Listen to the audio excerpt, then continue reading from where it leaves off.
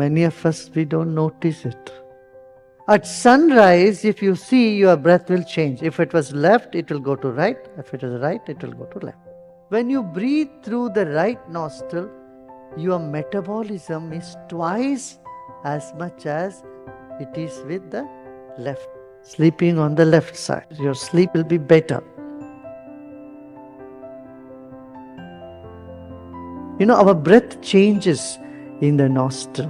1 hour cycle our breath has. For 1 hour, it goes to the left, then it changes to the right for 1 hour. And it is aligned with the universe, with the movement of sun, moon, stars and everything. At sunrise, if you see, your breath will change. If it was left, it will go to right. If it is right, it will go to left. Observe during sunrise. And sunset, again it happens.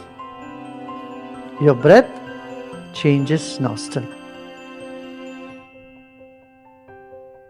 When you breathe through the right nostril, your metabolism is twice as much as it is with the left. That's why the right nostril is called the sun. Sun is more powerful. Left is called moon, whereas your metabolism is half. When you breathe through the right nostril, your left brain is functioning. And when you are breathing more through the left, your right brain is functioning. Left brain is logic. Right brain is music. If your left side is functioning more, you are able to understand me better. When your right brain is more active, you are listening to it like a music. You don't bother to think, analyze like that. When both nostrils are functioning, that's when meditation happens. When the balance happens, right and left brain activity gets balanced. When the right nostril functions, that is when you must eat. Your body signals you when you should eat. There is a secret to it. The right nostril functions, your metabolism is high. When you eat at that time, the food gets well digested. Right nostril eat, and drinking in the left. What we do usually, we eat and drink at the same time. Why? Because the solid food gets digested with the stomach juice, the gastric hydrochloric acid in your stomach. When you drink, what happens? The juice gets diluted. Then your food doesn't get well digested. Undigested food remains and becomes what is called in the Ayurveda called ama. Ama means a sort of something that harbors not so friendly bacteria. When you have to eat food, right should function, and after half an hour, 1 hour, you can drink. You can have soup, you can have anything, but not just plain water or Coke or all those aerated drinks immediately after food. There's a couplet in Sanskrit in the Ayurveda that says, water before food a little bit is good for digestion. In the middle, it is good for digestion. But in the end, it creates toxins in the body. Bhojanante vishapvari. At the end of the food, if you drink water, it's going to make it toxic. Slow toxicity will develop in the system. So when you should drink, either 1 hour before meal, or when you have had a full meal, 1 hour later. By the time all the gastric juice, everything mixes with the food and they start to digest the food. Salad and water or any aerated juice is a no, no, no. You eat salad and then you have Coke or something. No good.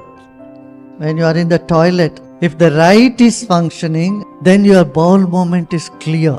But if you are in the toilet and the left is functioning, within 3 hours you have to go back again. You have to go and clear it again. Now sleep also. Which side do you sleep? Left side. That's better. Your sleep will be better. Sleeping on the left side.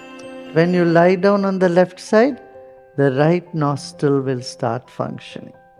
This is the healthy habit. Many of us, we don't notice it.